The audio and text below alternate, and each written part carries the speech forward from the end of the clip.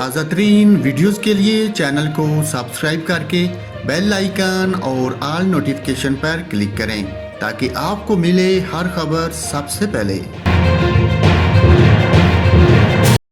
اور ناظرین، پنجاب کے مختلف شہروں میں بارش سے نشیبی علاقوں میں پانی جمع ہو گیا۔ لاہور کے مختلف علاقوں میں رات بھر وقفے سے بارش ہوتی رہی، جبکہ آزاد کشمیر کے علاقے بمبر میں بھی صبح سویرے ہونے والی بارش سے موسم خوشگوار ہو گیا۔